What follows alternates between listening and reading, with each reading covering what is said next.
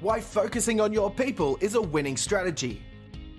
I have often said that your people are your greatest asset, but also your greatest weakness if you have the wrong people in the wrong roles. Or if you don't lead them well, set clear expectations, train and coach them to be the best they can be. As Richard Branson says, his focus is not on the shareholders or even his customers, it's on his people. If I have the right people and treat them well, they will in turn look after the customers.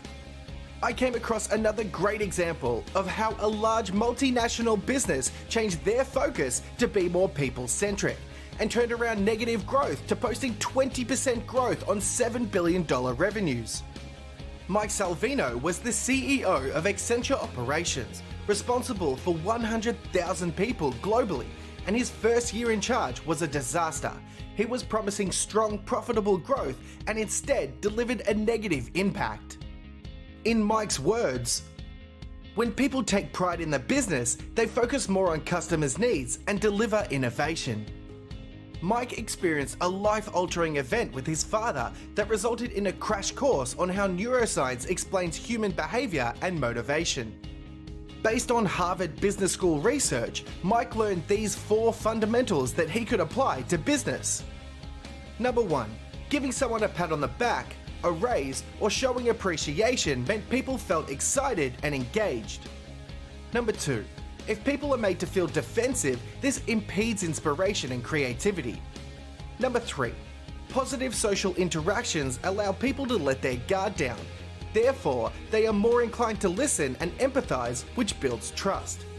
And number 4, collaborating with a team to learn and create helps people to be calm and energized, providing a sense of well-being and stimulates their creative process. Here are some of my thoughts on how to put in place the above 4 fundamentals in your workplace. Number 1, this is the easy one. Turn your focus away from catching people doing something wrong to focusing on what they are doing right. Provide at least 4 times more positive feedback than improvement feedback. Your staff will love you for it, and this will increase motivation and the feeling you care and want them to be successful. Number 2, avoid feedback that focuses on their personality and attitude. Instead, provide improvement feedback that focuses on the individual's behavior. Also, change your question from "why didn't you" to "why is it important that you?" This way, you will avoid 99% of your people becoming defensive. In fact, they will embrace this style of feedback and improve. Number 3, organizing fun team events that give you and your team a chance to get to know each other in a social setting is very powerful. As is mentioned above, it gives everyone, particularly the leader, a chance to talk to their team in a more relaxed situation than during the busy times at work. This will definitely help to build trust with the team. And number 4, one way of collaborating is to get in and work with your team at the front line. Also, asking them for their ideas on how various processes could be improved, what roadblocks they face, and how could you do things better are great questions to ask your team. I'll finish off with Mike's final piece of advice.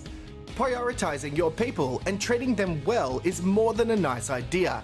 It's the key to sustainable success for any growing business.